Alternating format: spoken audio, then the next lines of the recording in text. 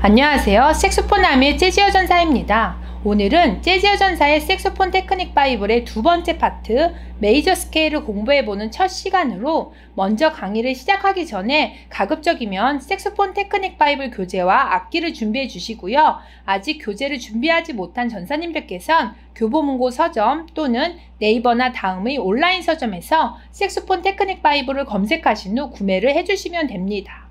이번 파트 2의 메이저 스케일은 파트 1의 크로매틱 스케일과 함께 색소폰의 기본기를 잡는 데 필수적인 스케일로 색소폰 테크닉 바이블의 가장 핵심적인 파트입니다. 음악이 만들어지고 연주를 하는 모든 행위에서 가장 중요한 기틀을 이루는 메이저 스케일은 우리말로는 장음계라 하며 사전적인 의미 그대로 주요한, 크다는 뜻의, 즉 음악에서 가장 주요한 스케일이 됩니다.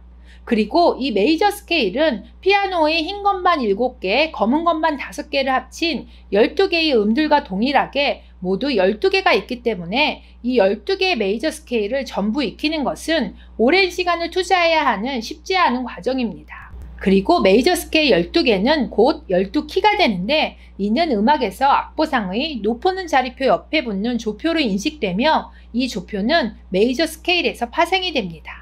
즉 하나의 곡에서 그 곡의 키는 메이저 스케일과 동일하다는 원리를 갖게 됩니다.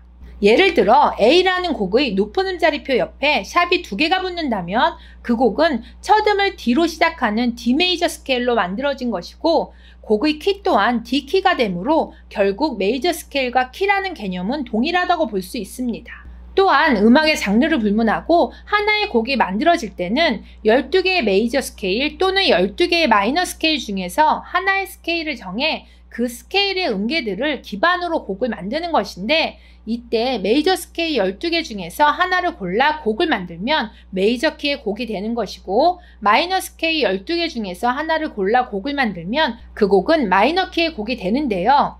여기서의 마이너 스케일은 정확하게 내추럴 마이너 스케일을 뜻합니다.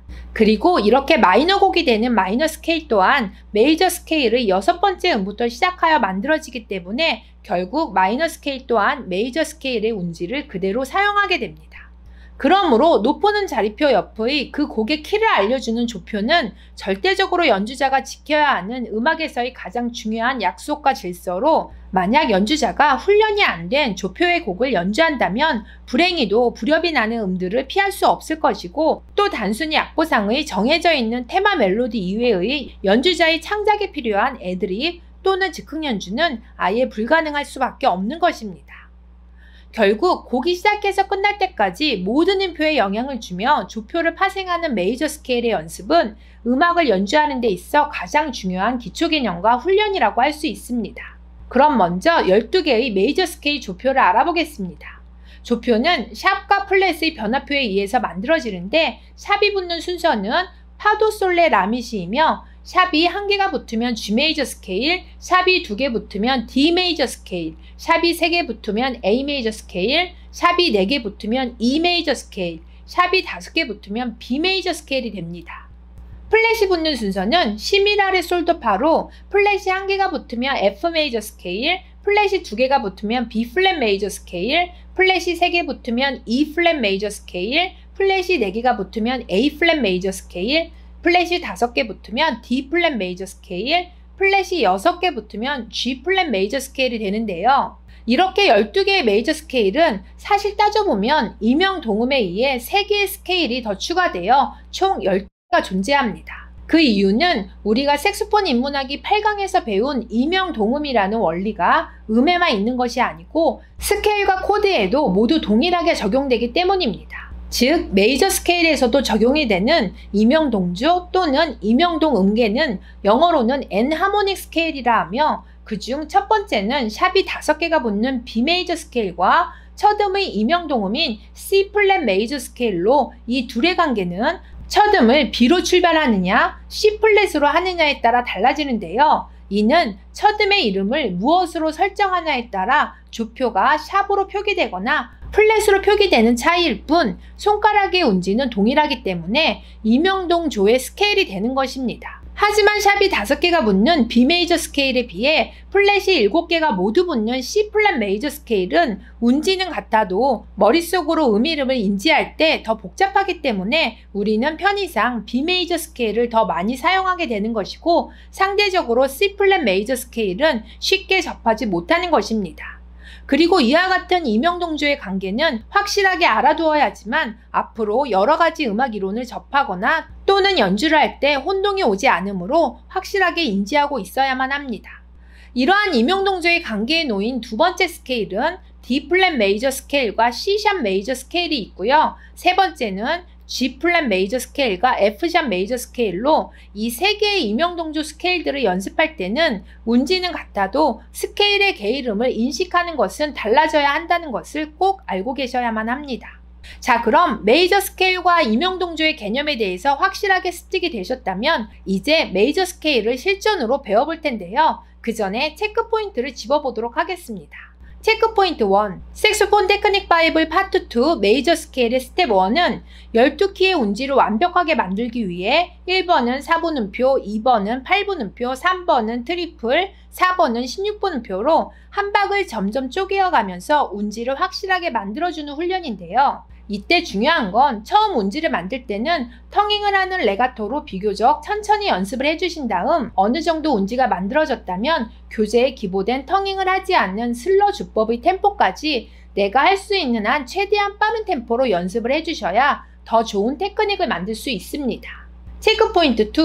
색소폰 테크닉 바이블 교재를 보시면 다른 스케일 교재들과 다르게 12개의 스케일마다 모두 3도로 진행되는 메이저 7 코드가 함께 있는데요. 코드는 쉽게 설명을 드리면 메이저 스케일을 1, 2, 3, 4, 5, 6, 7, 8로 넘버링을 붙였을 때 8개의 음들 중에서 1, 3, 5, 7 이렇게 가장 주요한 그 스케일을 대표하는 음들만 뽑아놓은 것이 바로 코드가 됩니다. 그리고 이 코드는 처음부터 스케일을 연습하실 때 함께 해주셔야 운지를 잡는 기본기 연습에도 더 효과적이고, 나아가서는 미리 코드톤을 연습해 놓으시면 즉흥 연주를 배우실 때 훨씬 더 수월하고 재미있게 학습하실 수 있는데요. 이 코드에 대해서는 추후 색소폰 아미 음악의 이론편에서 재즈 전사가 아주 상세하게 설명해 드리도록 하겠습니다. 이제 색소폰 테크닉 바이블 파트 2 메이저 스케일 스텝 1의 1번 운지 익히기 12개의 메이저 스케일 중에서 샵이 하나 붙는 G 메이저 스케일과 G 메이저 7 코드를 불어볼 텐데요.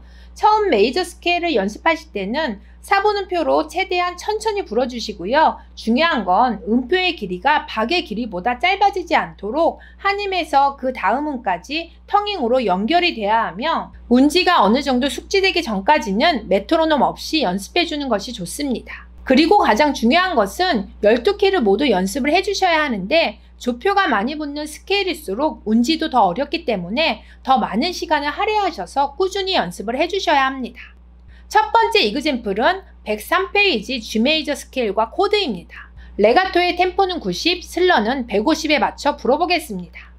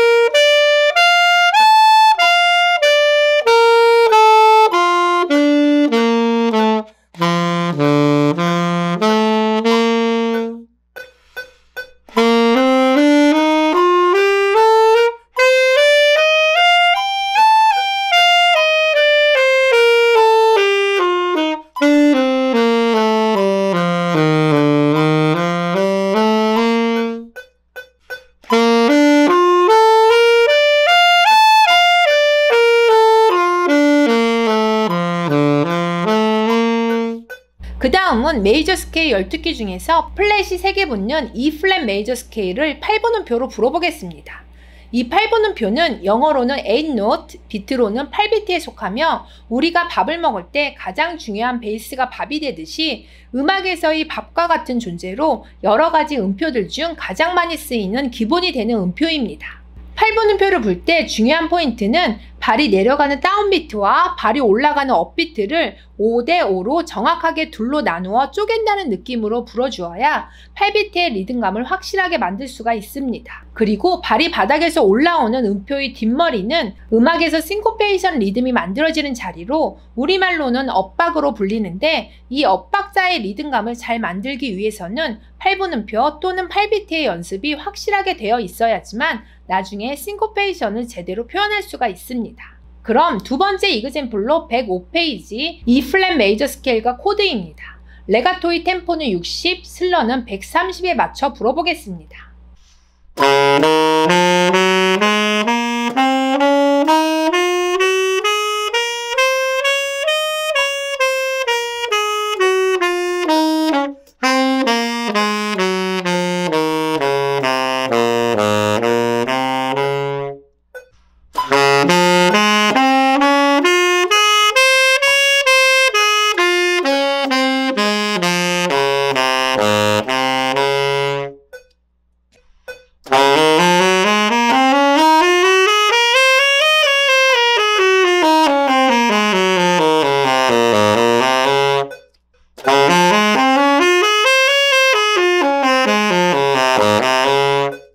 자, 이제 메이저 스케일 12개 중에서 샵이 3개 붙는 A 메이저 스케일을 1박 3연음으로 불어볼 텐데요. 이 1박 3연음은 우리말로 세디단 음표가 되고 영어로는 트리플렛 노트가 됩니다.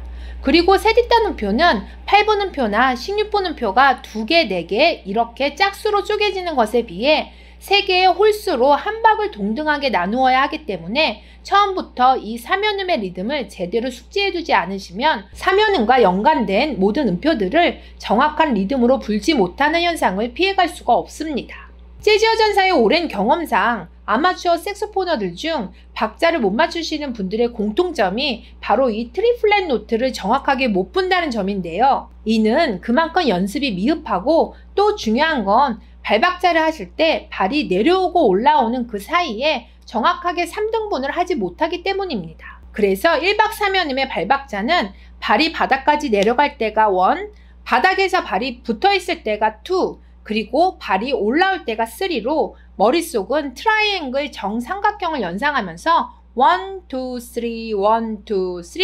따따따 따따따 이렇게 3개의 음의 길이를 한 박자 안에 동등하게 나누어 불 수 있을 때까지 연습을 해주셔야 합니다. 그리고 이 트리플렛 노트는 음악에서 8분음표 다음으로 16분음표와 함께 가장 많이 사용되며, 이 중 재즈의 전신이 되는 블루스 음악에서 특히 지배적으로 많이 사용되기 때문에 애드립과 즉흥 연주를 공부하는 데 있어 매우 주요하고 필수적으로 익혀야 할 리듬이 됩니다. 그럼 세 번째 이그젬플로 113페이지 A 메이저 스케일과 코드입니다. 레가토로 템포는 60, 슬러는 120에 맞춰 불어보겠습니다.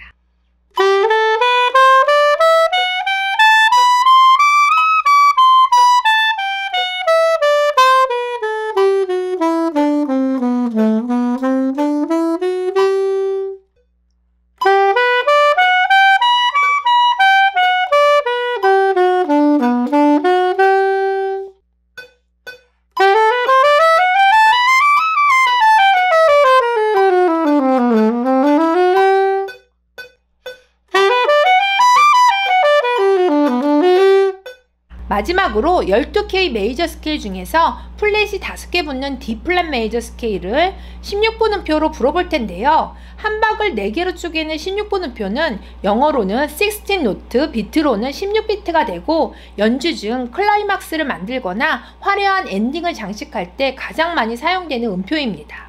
쉽게 말하면 비속어이긴 하지만 우리가 연주를 할 때 아주 박진감 넘치게 빠르게 속주하는 것을 보고 후린다라고 하는데요. 이렇게 음악에서 빠른 테크닉을 구사할 때 바로 이 16분음표를 가장 많이 사용하게 됩니다. 결국 프로 연주자들처럼 마음껏 속주를 할 수 있는 멋진 테크닉을 갖기 위해선 이 16분음표 연습을 안 할 수가 없는데요. 물론 12개의 메이저 스케일을 전부 16비트로 훈련하는 것은 꽤 오랜 시간이 걸리고 또 힘들지만, 남부럽지 않은 테크닉을 갖고 싶으신 분들에겐 무엇보다 꼭 필요한 훈련이라고 할 수 있습니다.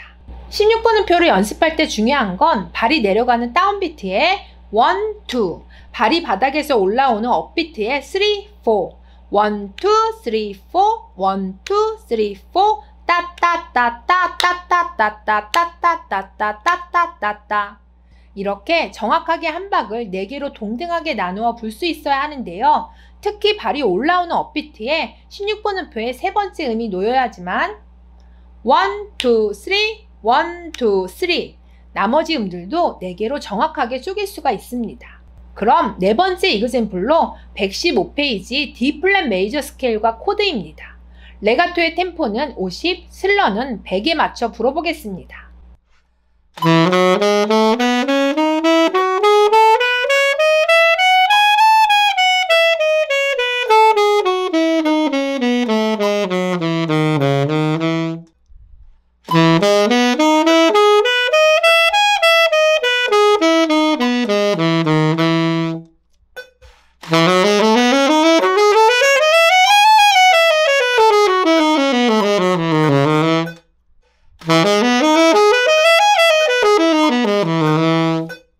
여기까지 재즈 여전사의 색소폰 테크닉 바이블로 공부해본 파트 2 메이저 스케일의 1강은 여기서 마치도록 하고요. 재즈 여전사는 메이저 스케일의 12키를 완벽하게 마스터해보는 다음 2강에서 다시 찾아뵙도록 하겠습니다. 그리고 오늘 이 강의가 도움이 되셨다면 좋아요와 구독을 꾹 눌러주세요.